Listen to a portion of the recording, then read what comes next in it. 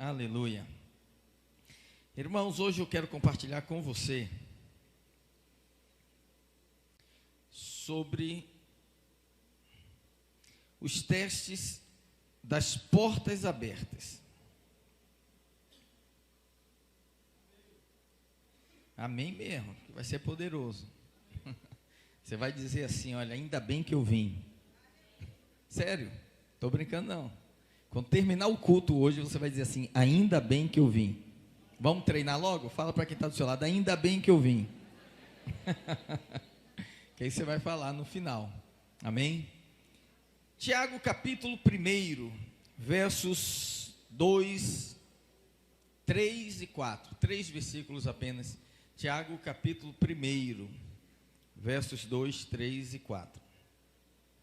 Diz assim, meus irmãos, quem é irmão aqui?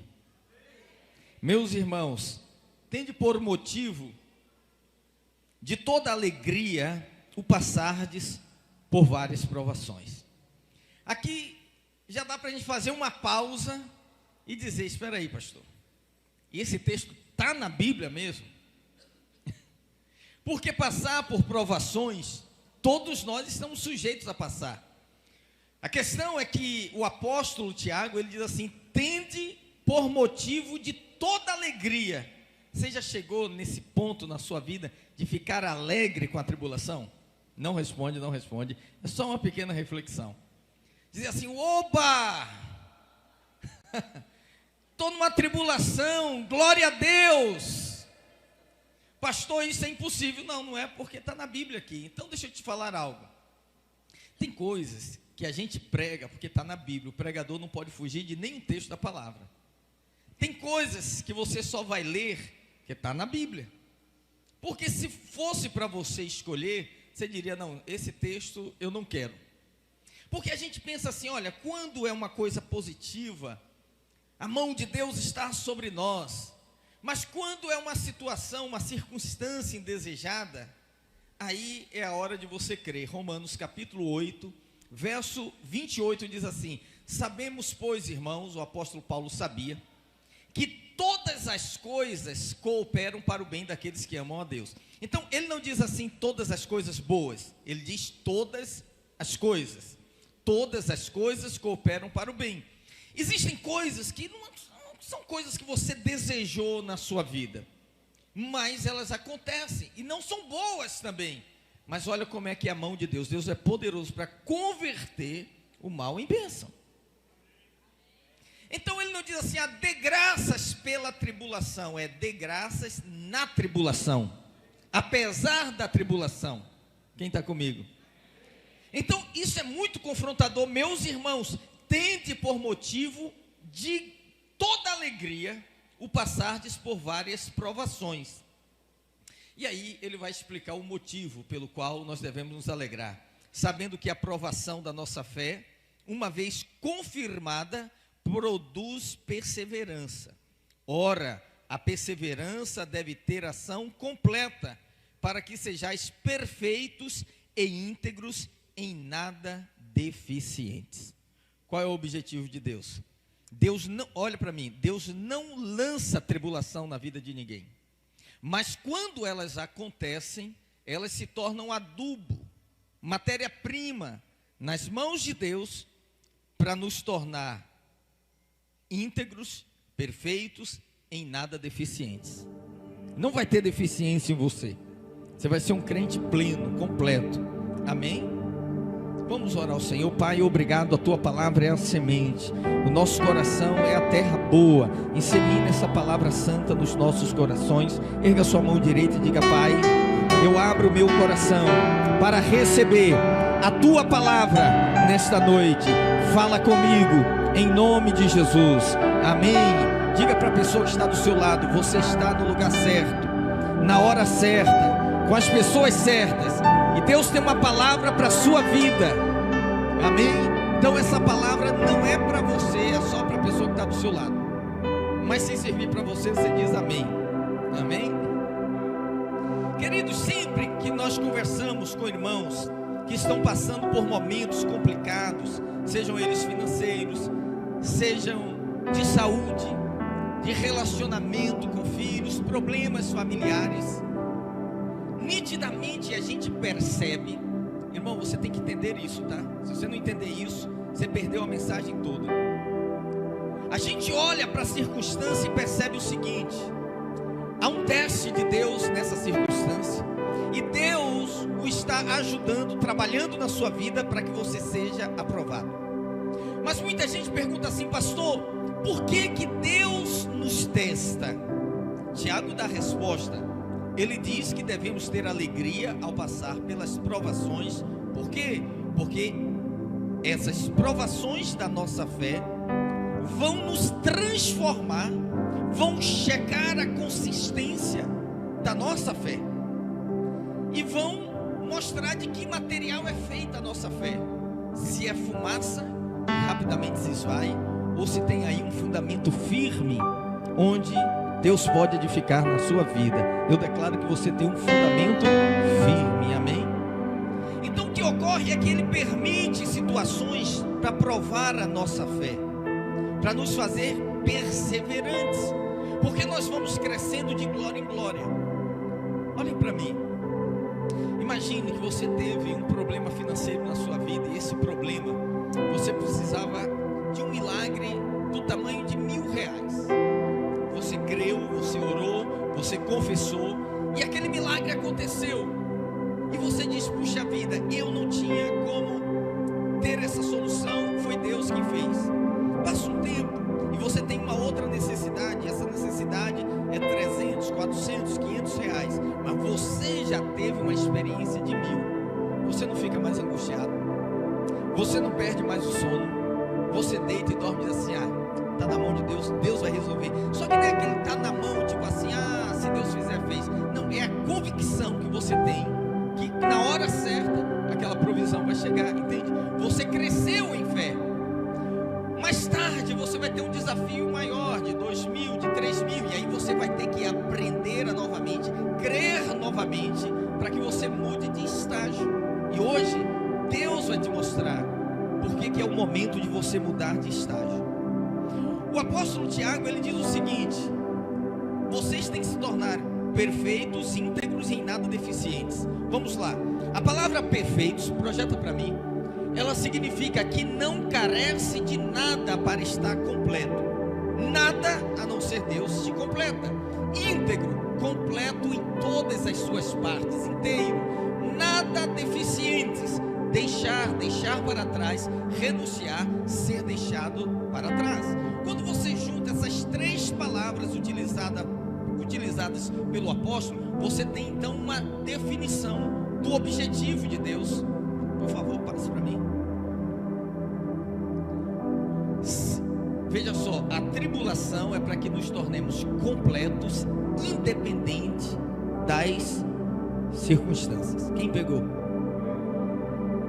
Qual é o objetivo de Deus? Que você seja completo, independente das circunstâncias. Nada me falta, entende? Por dentro eu estou inteiro. É como diz o Salmo 23: o Senhor é meu pastor. Então, no original, Ele não me faltará. Como eu tenho Ele, eu tenho tudo quanto eu necessito. Então eu estou completo em Deus. A nossa fé tem que ser robustecida até esse ponto que você se sente plenamente firmado, convicto. Você não vai ser mais um cristão cambaleante. Você não vai viver naquela eterna gangorra espiritual, que uma hora você quer ganhar o mundo, outra hora você quer o mundo para si. Não, a sua fé ganhou consistência. Quem te encontrar daqui a um ano vai te encontrar servindo ao Senhor. Quem te encontrar daqui a 5 anos vai te encontrar servindo ao Senhor. Quem te encontrar daqui a 10 anos, se Jesus não voltar, vai te encontrar firme na fé, servindo ao Senhor. É isso que Tiago está dizendo para nós. Irmãos, eu vou fazer o seguinte: eu vou pegar um exemplo. Eu poderia pegar dezenas, vou pegar um só um exemplo, é suficiente para nós.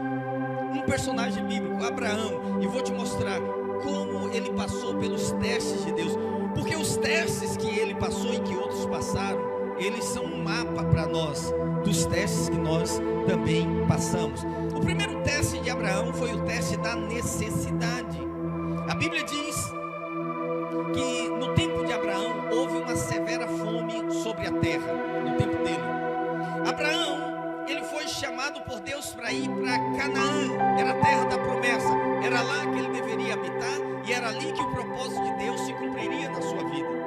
Mas a Bíblia diz que havendo fome na terra onde ele estava, e havendo suprimento no Egito, Abraão tomou uma decisão de descer ao Egito para buscar suprimento. Gênesis capítulo 12, verso 10. Havia fome naquela terra. Desceu, pois, Abrão, ainda era Abrão, ao Egito, para aí ficar, porquanto era grande a fome na terra. Alguém pode dizer assim: pastor, mas eu também, se estivesse no lugar de Abraão, faria a mesma coisa. Não tem pão aqui, tem pão ali, eu vou para lá. Mas a questão é que agora você não pode ser mais guiado pela necessidade. Você é um homem de Deus, você é uma mulher de Deus, você é guiado pelo Espírito de Deus. Não é o seu estômago que guia a sua vida, é o Espírito de Deus, amém? Então ele deveria perguntar para o Senhor: Senhor, eu devo permanecer, o Senhor vai me suprir aqui, ou eu devo descer para o Egito? Mas a Bíblia diz que Abraão foi para o Egito, e ele não deveria. Então ele bombou nesse teste da fé. Aprenda algo: sempre que nós somos reprovados num teste, nós voltamos para o início dele. Uma criança, um estudante, ele faz a 5ª série, ele estuda o ano todo, e no final do ano ele é reprovado. Ele passa para a 6ª série?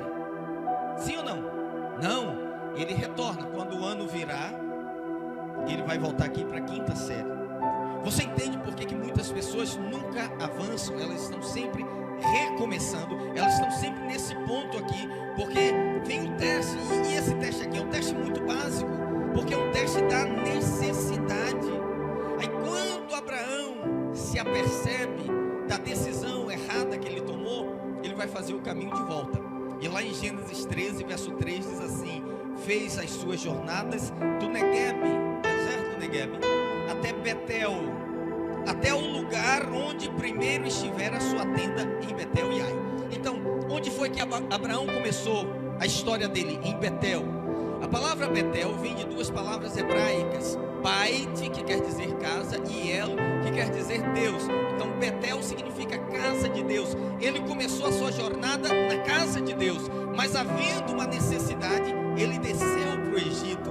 Há muitas pessoas que fazem isso. Na hora da necessidade, elas vão buscar um socorro fora de Deus, elas abandonam o Senhor, elas se afastam da casa do Senhor. Mas irmão, se você permanecer firme, o Senhor vai ser a sua provisão.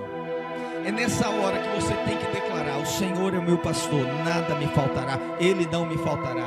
É nessa hora que você tem que declarar Filipenses 4:19: o meu Deus, segundo a sua riqueza em Cristo, há de suprir em glória, há de suprir em Cristo Jesus cada uma das minhas necessidades. Mas falar isso quando você ainda tem uma reserva no banco é fácil. Falar isso quando você fechou o mês no azul é fácil. Mas quando o recurso se esgota, você não tem de onde sacar, e você manter firme a sua fé ali dizendo: meu Deus, segundo as suas riquezas em glória, há de suprir cada uma das minhas necessidades. Irmãos, aí é a prova da nossa fé. Agora no início do semestre, nós tivemos a escola de mestres. A escola de mestres, ela é direcionada para todos os professores que dão aula. Todos deveriam participar, nem todos participaram. E eu estava falando, ministrando para os professores, e falando para eles sobre a responsabilidade de quem ministra a palavra. Tudo que você prega, tudo que você declara, tudo que você canta, você vai ser provado naquilo que você fala. É fácil você dizer assim: como é que é? Se não abrir um caminho no meio do mar, eu vou andar por sobre as águas. Você canta isso, é maravilhoso. Quando chega na segunda-feira, você está caminhando, de repente você se depara com o mar na sua frente. E agora é a hora de dizer assim: ou ele abre o mar, ou eu ando por cima das águas. É fácil você dizer assim: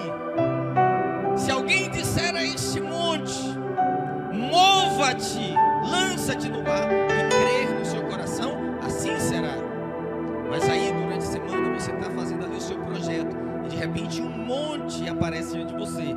Você não consegue contorná-lo, você não consegue escalá-lo, só um milagre. Deus tem que remover aquele monte. E agora é a hora de você crer, de testar tudo aquilo que você falou. Irmãos, esse é o desafio da fé. É você se manter ali crendo. Imagina o pai, que o filho nasce e ele traz aquele filho para consagrar ao Senhor. Já viu aqui, primeiro domingo, sempre tem consagração. A gente pega aquela criança e diz: Senhor, é teu, entrega em tuas mãos, guarda ela do mundo, guarda do pecado. E você diz assim: Deus aceita aquela consagração, sim ou não? Sim, Ele aceita. Aí ela é só uma criança, você vai, você leva ela para onde ela quer.